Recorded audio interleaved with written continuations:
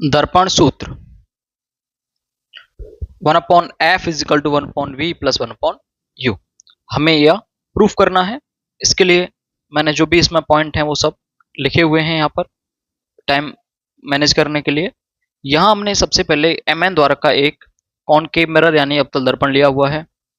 इसके लिए O बिंदु पर वस्तु रखी हुई है और C आपका वक्रता केंद्र है। ये सब मैंने कंसीडर किया हुआ यहाँ पर।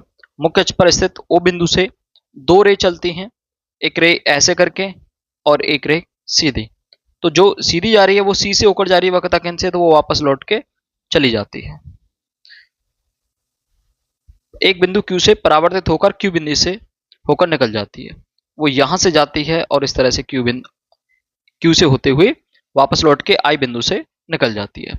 अब ये ऊपर से यहां होकर आई है और ये यहां से, तो ये दोनों मीट करती हैं यहां, यानी कि I पर आपका बनेगा प्रतिबिंब, जो कि I बिंदु पर प्रतिच्छेद करती हैं, काटती हैं। प्रतिच्छेदित बिंदु पर प्रतिबिंब का निर्माण होता है। ये सब बातें लिखने के बाद फिर यहाँ चीजों को मैंने लिख दिया है कि जो इसमें एक चीज और ध्यान रखना कि जो R और P हैं, क्योंकि आप जैसे भी जितनी भी वीडियो मेरी देख रहे होंगे मैंने आपको बार बार बोला हुआ होगा कि हमने छोटे द्वार के दर्पणों का प्रयोग किया गया है।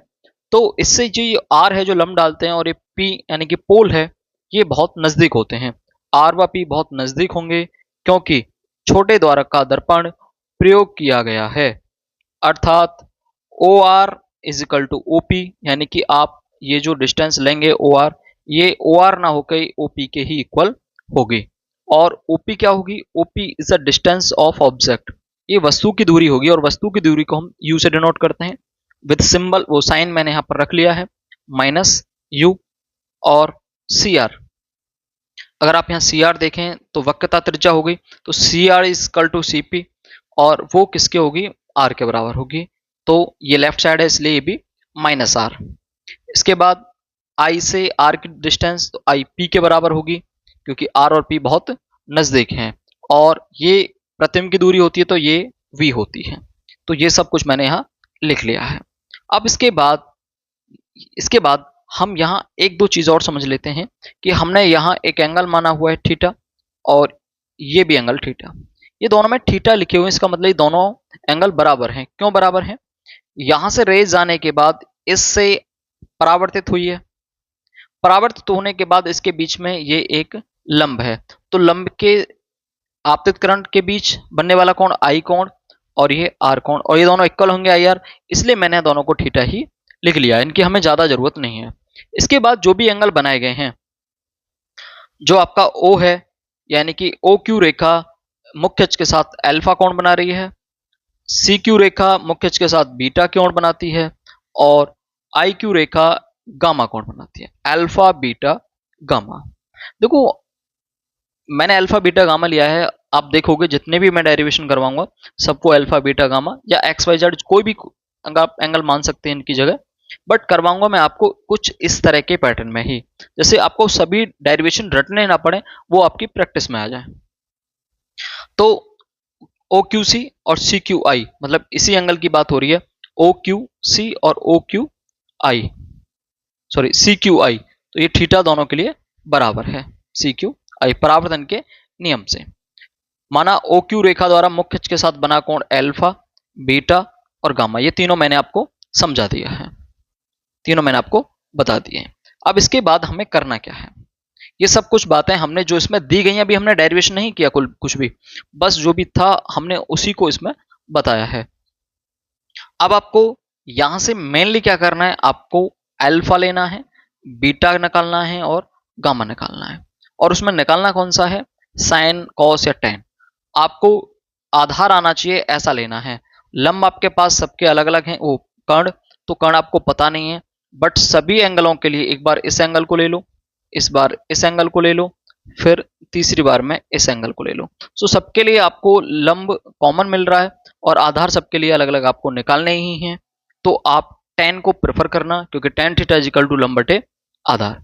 तो हम एक एक करके tan अल्फा, tan बीटा और tan गामा निकालते हैं।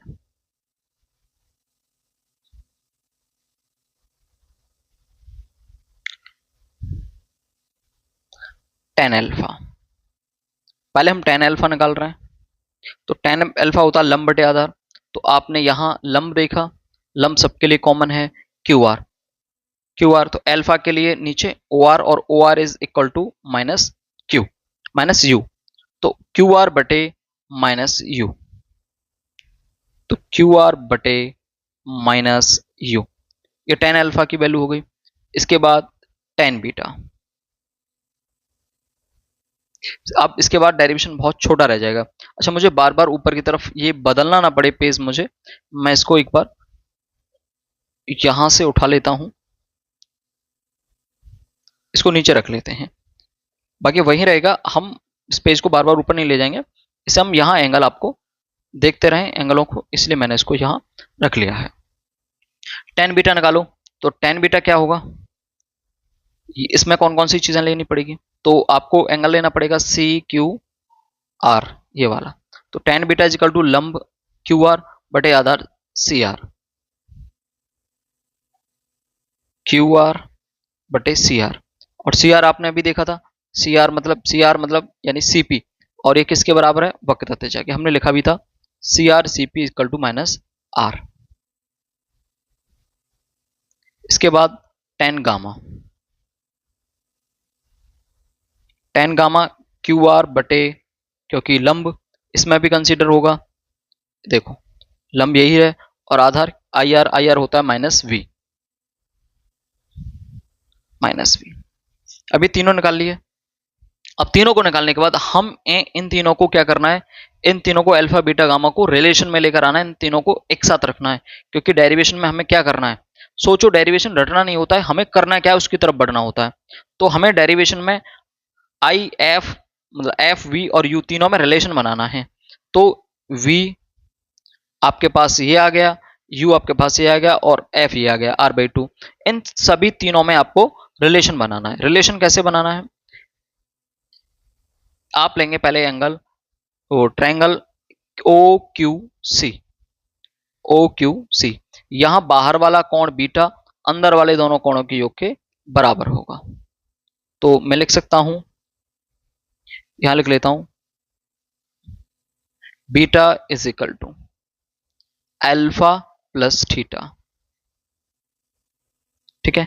इसके बाद हमें निकालना है गामा, तो ये गामा निकालना है, तो इसके लिए आपको ट्रायंगल लेना पड़ेगा सी क्यू आई, तो ये गामा क्या होगा, अंदर वाले कोणों के योग के बराबर है थीटा प्लस बीटा, यानी gamma is equal to theta plus beta, यानी beta plus theta.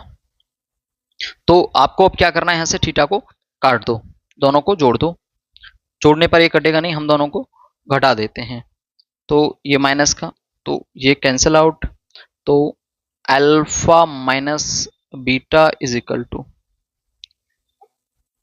Beta minus gamma, ये वाली टर्म हमने यहां रख ली है पहले, और ये वाली जो टर्म है हमने यहां रख ली है, ओके। अब इसमें गामा को आगे ले आओ, बीटा को पीछे भेज दो, तो अल्फा प्लस गामा, गामा ये पॉजिटिव हो जाएगा, और माइनस बीटा को इसकी तरफ भेज दो, बीटा प्लस बीटा मतलब टू बीटा, ये रिलेशन बन गया आपके पास। आपसे कोई भी इक्वेशन दे दो, अब इस इक्वेशन में हमें वैल्यूओं को पुट करना है, किसकी के, अल्फा बीटा और गामा। अब पहले वाली फिर कंडीशन आ गई कि अपने पास टेन अल्फा टेन बीटा और टेन गामा है, बट हमें अल्फा बीटा और गामा की वैल्यू रखनी है। इसके लिए क्या करना होगा, हमें पता है, फिर आपको लिखना पड़ेगा एक लाइन कि टेन अल्फा टेन बीटा या ten gamma, in tan theta जब बहुत छोटा होता है तो हम इसे सिर्फ थीटा लिख सकते हैं। चलिए अब हम इसमें मान रखते हैं, तो पहले अल्फा, अल्फा की वैल्यू है क्यूब आर बटे minus U, plus gamma, gamma की वैल्यू है क्यू आर बटे minus V, is equal to two beta, और टू बीटा का मतलब टू इंटू क्यू आर बटे माइनस आर। अब इसमें से दोनों तरफ से यहां से क्यू आर कॉमन लो, तो क्या होगा, निकालो, तो क्यू आर कॉमन लेने पर अंदर one upon minus U minus one upon V is equal to two Q R divide by minus are.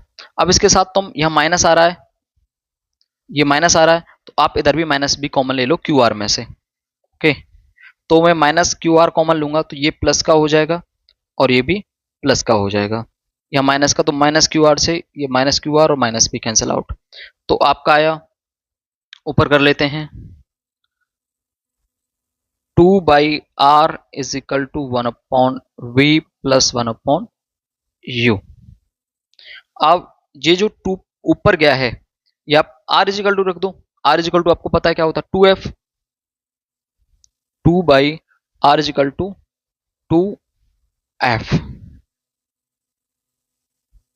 Is equal to 1/v plus 1/u। अब आप समझ ही गए होंगे कि 2 से 2 कैंसिल आउट और आपके पास रिलेशन बन के आया 1/f is equal to 1/v plus 1/u।